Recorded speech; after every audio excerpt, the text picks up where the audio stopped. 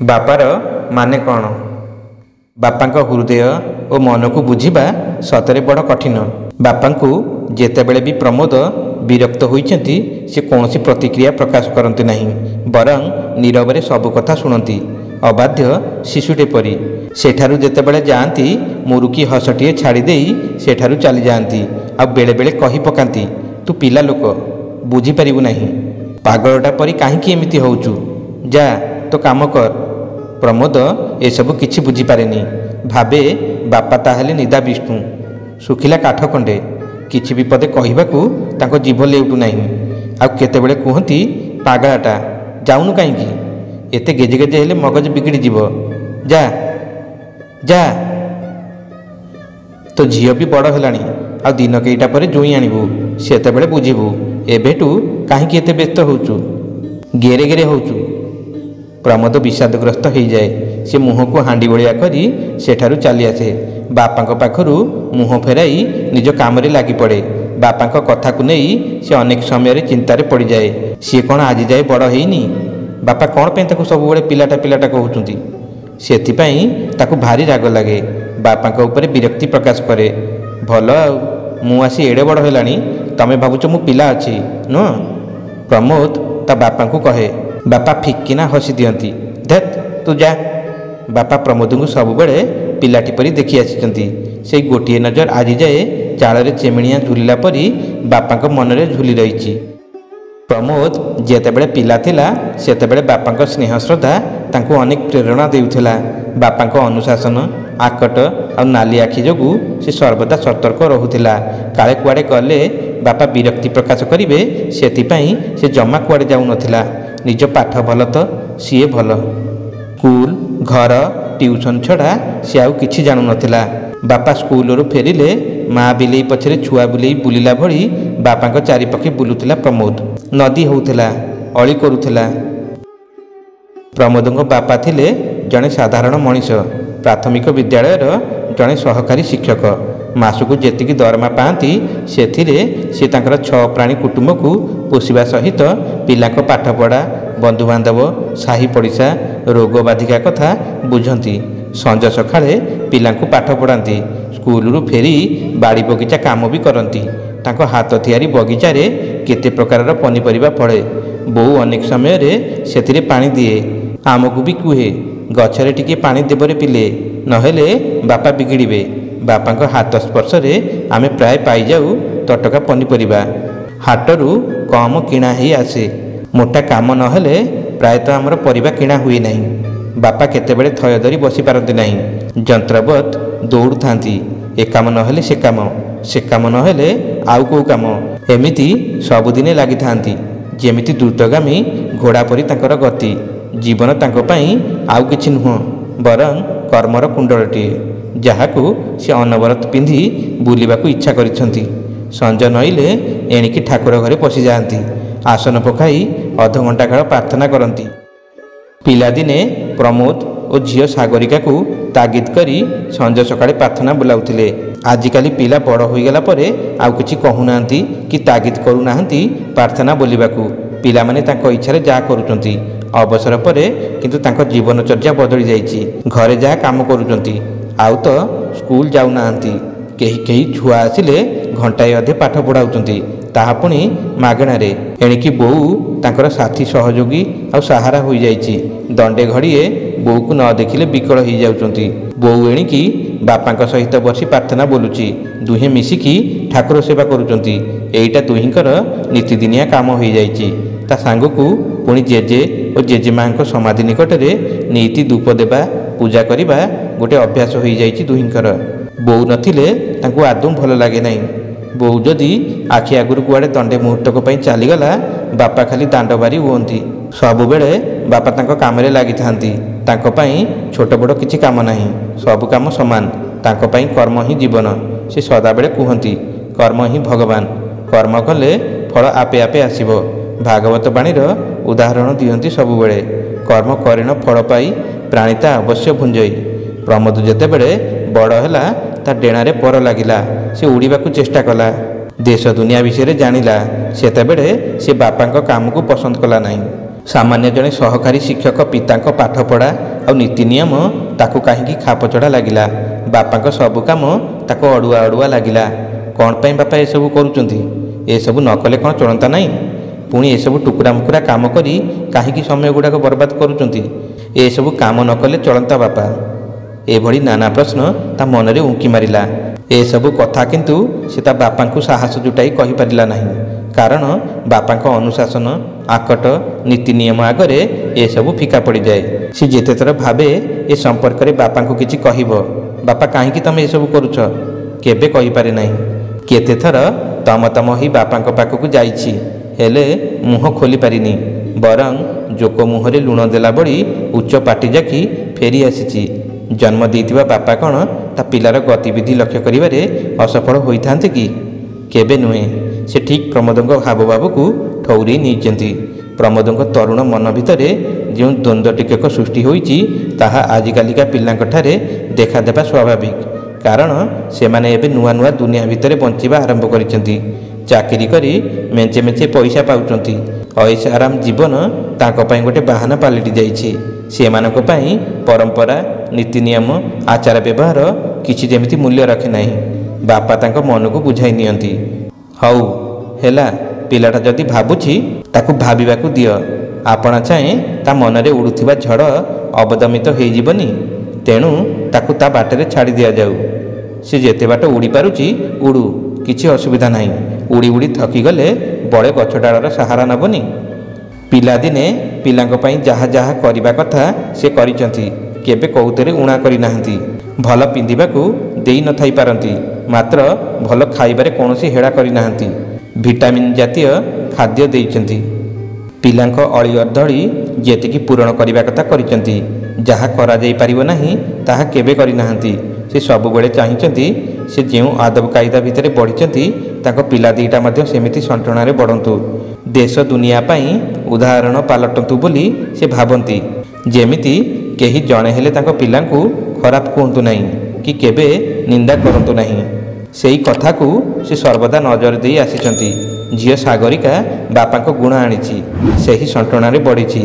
बापा आदर्श रे अनुप्राणित हेबा सहित पाठ पढ़ी आज ओडिशा प्रशासनिक सेवारे जोगदे गाँ पाख ब्लॉक तहसिल तहसिलदार होईची। आगको आहुरी लंबा रास्ता तार पड़ी। ता बयस जहाँ सी कौ विभागर प्रिंसिपाल सेक्रेटरी होई अवसर नेब। बापा केबे भी पर हाथ टेका परधन प्रति आकृष्ट होई नांती। लुण लंका लगाई भात खाइचंती सिना धारे उद्धार करिबा पिला दुही केबे देखि नांती। स्वच्छ दरमारे परिवार परिचालना करिबारे से केते सिद्धहस्त थिले तांकठारु शिखिबा कथा। सागरिका सेई अनुशासन में बढ़ी। दुर्नीति दुराचार को से केबे प्रश्रय देबाकू चाहेना। देखा जाऊ बापा आदर्श को से शेष पर्यंत संभाली पारुची कि नहीं। एबे सीए तो सही आदर्श भितर दिनचर्या आरंभ करिची। काहारी ठारू टंकाटिए भी लांच नेबाकू से चाहे नहीं। ताकू ता अधस्तन कर्मचारी माने भय करती। मात्र सागरिका गरीब मन चिन्हबारे केतेबेले भी कार्पण्य करिनाहांती। प्रमोद किंतु ता दीदी सागरिका ठारू टिकिए अलगा। मनस्तत्वर छात्र भाव में सी उभय भलमंद विचार करने को चाहे। परीक्षा निरीक्षा करने को आगे आसे। सबु कथारे तार मनस्तात्विक विश्लेषण बापा आदर्श अनुभव और अभिज्ञता उपरे प्रश्नवाची सृष्टि करे। प्रत्येक कथा को पहाड़ करने को चेष्टा करे। बापा तांकर अचल महामेरु तांको पई ए सब मामूली। तांको उपरे पुअर प्रश्न किछि प्रभाव पकाई पारे नहीं। प्रमोद जेतेबेले बापा हैला से दिन तार बापा मनरे पुळे खुशी देखि पारिथिला भौणी सागरिका।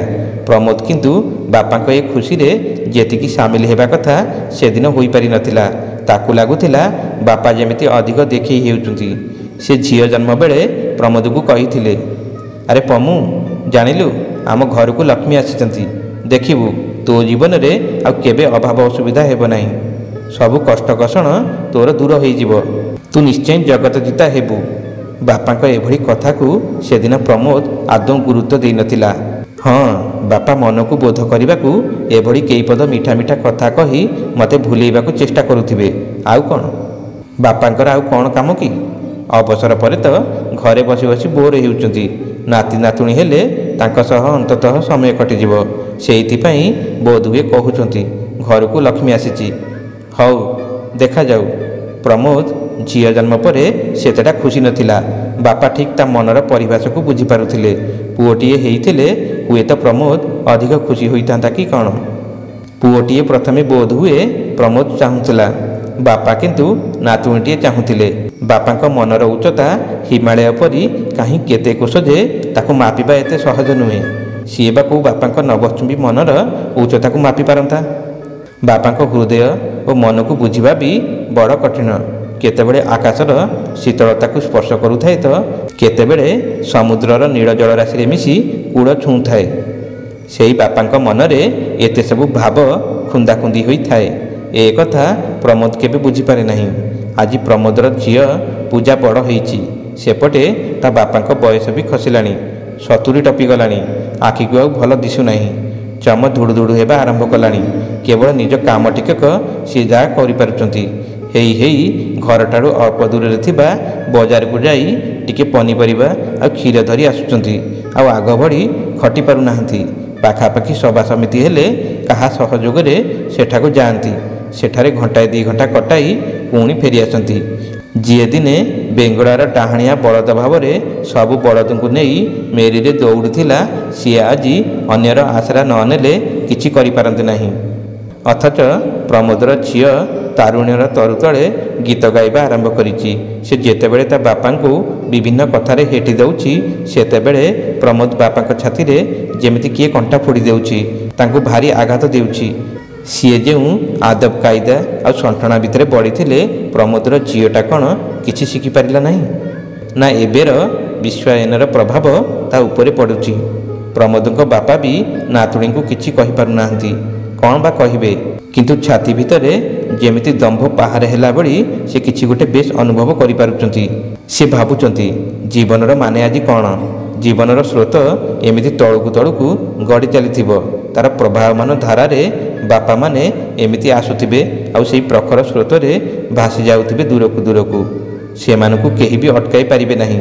ସେଇଥିପାଇଁ ତ ସେ ବାପା, ଯେଉଁମାନେ ସକଳ ଯାତନା ଆଉ ସକଳ ଅଦୌତି ଏବଂ ଅଭାବପଣକୁ ନିଜ ଭିତରେ ଚାପି ରଖି ପିଲା ଓ ପରିବାରର ସୁଖ ପାଇଁ ସମର୍ପଣର ଭାବଟିଏ ନେଇ ବଞ୍ଚନ୍ତି ଏବଂ ଜୀବନଟିଏ ଜିଅନ୍ତି। ଯେଉଁଦିନ ପ୍ରମୋଦଙ୍କୁ ତାଙ୍କ ଝିଅ ଫୋପାଡ଼ିଲା ଭଳି 2 ପଦ କଥା ଝାଡ଼ି ଦେଇ କଲେଜ ଚାଲିଗଲା, ସେଦିନ ପ୍ରମୋଦ ଖୁବ୍ ଆଘାତ ପାଇଥିଲା। ତାକୁ ଭାରି କଷ୍ଟ ହୋଇଥିଲା ସେଦିନ। ଝିଅର ଏଭଳି ଆଚରଣ ତାକୁ ଆଦୌ ଭଲ ଲାଗିନଥିଲା। ହେଲେ ବାପା ହିସାବରେ ଚୁପ୍ ରହିଥିଲା। ହଁ, ଛୁଆଟା କ'ଣ ଗୋଟେ କହିଦେଇଥିବ, ବଳେ ବୁଝିଯିବନି, ଏ କଥା ସିନା ଭାବି ଦେଇଥିଲା। ମନ ଭିତରଟା କିନ୍ତୁ ଗୋଳେଇ ଘାଣ୍ଟି ହେଉଥିଲା। ପ୍ରମୋଦ ଭାବିଲା, ସେ ତା ଜୀବନକାଳ ଭିତରେ ବାପାଙ୍କୁ କେତେଥର ଏଭଳି କହିଛି। ତା ବାପାଙ୍କୁ ତ କଷ୍ଟ ହେଇଥିବ ସେତେବେଳେ। ତା ବାପା ବି କିଛି କହନ୍ତି ନାହିଁ, ବରଂ ଓଠଧାରରୁ ସରୁ ହସଧାରଟିଏ ତାଙ୍କର ଉକୁଟି ଆସେ। ମାତ୍ର ପ୍ରମୋଦ କାହିଁକି ତାଙ୍କ ଝିଅ କଥାରେ ଏତେ ପ୍ରତିକ୍ରିୟାଶୀଳ ହୋଇପଡ଼ୁଛନ୍ତି? ତାଙ୍କ ବାପା କ'ଣ ମିଛରେ ଏମିତି ହସୁଥିଲେ? ପ୍ରମୋଦ ବୁଝିପାରୁନଥିଲା। ବାପା କାହିଁକି ତା କଥାକୁ ନୀଳକଣ୍ଠ ସାଜି ଆକଣ୍ଠ ପିଇ ଯାଉଥିଲେ?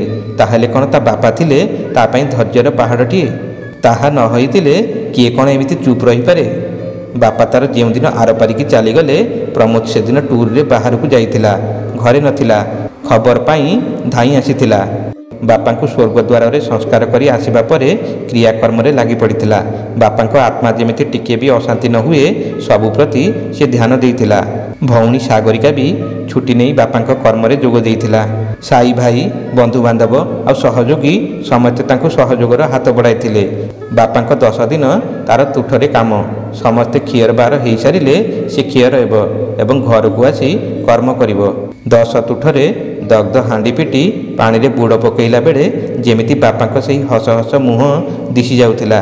ବାପା ଆଶୀର୍ବାଦ ମୁଦ୍ରାରେ କହି ପକାଉଥିଲେ, ଯାରେ ପାଗଳା, ତୋର କିଛି ଅସୁବିଧା ହେବନି। ତୋ ଝିଅ ବି ଦିନେ ତୋ କଥା ବୁଝିବ। ଏମିତି କେବେ ମନ ଦୁଃଖ କରିବୁ ନାହିଁ। ସେ ପିଲା ଲୋକ, ବୁଝିଯିବନି। ପ୍ରମୋଦ କିନ୍ତୁ ସେଦିନ ତା କୋହକୁ ସମ୍ବରଣ କରିପାରିନଥିଲା। ଆଖିରୁ ନିଗିଡ଼ି ପଡ଼ୁଥିଲା ତତଲା ଲୁହ ବୁନ୍ଦା। ବାପାଙ୍କ ଆବର୍ତ୍ତମାନଟା ତାକୁ ଯେମିତି କୋରି ବିଦାରି ଦେଉଥିଲା। ସେଦିନ ସେ ଅନୁଭବ କରିପାରୁଥିଲା ବାପାର ମାନେ କ'ଣ। ସ୍ନେହ, ଶ୍ରଦ୍ଧା, ଭଲ ପାଇବାର ମଧୁର ବନ୍ଧନ ହେଉଛି ପରିବାର। ଯାହାର ମେରିକୁଣ୍ଠ ହେଉଛନ୍ତି ବାପା। ସେତକ ପାଇଁ ତ ସଂସାର ଚାଲିଛି। ଆଗକୁ ଯାଉଛି। ରାଗ ରୋଷ କ୍ରୋଧରେ ସଂସାର ବେଶୀ ଦୂର ଚାଲିପାରେ ନାହିଁ। ଭୁଷୁଡ଼ି ପଡ଼େ ମୂଳଧୁଆ, ଖିନଭିନ୍ ହେଇଯାଏ ବୁନିଆଦ, ଅଚଳ ହେଇଯାଏ ସବୁକିଛି। ପ୍ରତିଟି ମୁହୂର୍ତ୍ତ ବିଷର ଜ୍ୱାଳା ଭଳି ଜାଳି ଦିଏ। କିଛି କହିବା ଅପେକ୍ଷା ନୀରବି ଯିବାରେ ଯେଉଁ ଆନନ୍ଦ ଥାଏ ତାହା ବୋଧହୁଏ ବାପା ଜଣାଇବାକୁ ଚାହୁଁଥିଲେ ପ୍ରମୋଦକୁ। ପ୍ରମୋଦ ଆଜି ସେ କଥା ଠିକ୍ ବୁଝିପାରୁଛି, ଠିକ୍ ନିରୀକ୍ଷଣ କରିପାରୁଛି ସବୁକିଛି। ନିଜକୁ ସମର୍ପିତ କରି ଆଗକୁ ବଢ଼ିବା ପାଇଁ ଯେମିତି ତା ବାପା ଗୋଟେ ସୁନ୍ଦର ବାଟଟିଏ ତା ପାଇଁ ତିଆରି କରିଦେଇ ଯାଇଛନ୍ତି। ତାର ମନସ୍ତାତ୍ତ୍ୱିକ ବିଶ୍ଳେଷଣ ଯେମିତି ସେଦିନଠାରୁ ସବୁଦିନ ଉଭେଇ ଯାଇଛି। ସେ ତୁଠରୁ ଫେରିଲା ପରେ ତା ଦେହରେ ସୃଷ୍ଟି ହେଉଛି ମୃଦୁ କମ୍ପନ। ଥରି ଉଠୁଛି ସର୍ବାଙ୍ଗ ଶରୀର, ଛଳଛଳ ହେଇଯାଇଛି ଆଖି, ଭାବପ୍ରବଣ ହେଇପଡ଼ିଛି ବାରମ୍ବାର। ଝିଅ ପୂଜାକୁ ଡାକ ପକାଇଛି, ମା ମା ରେ ମୋ ପାଖକୁ ଟିକେ ଆସିଲୁ। ଅମୃତାଞ୍ଜନ ଡବାଟା କେଉଁଠି ଥିବ ଟିକେ ଖୋଜି ଆଣିଲୁ। ବୁଡ଼ ପକାଇ ପକାଇ ମୁଣ୍ଡଟା ଜୋର ବିନ୍ଧା ହେଲାଣି। ଝିଅ ପୂଜା ଅମୃତାଞ୍ଜନ ଖୋଜିବାକୁ ଚାଲିଗଲା। ପ୍ରମୋଦ ନିଜକୁ ସମ୍ଭାଳିବାକୁ ଚେଷ୍ଟା କରୁଥିଲେ।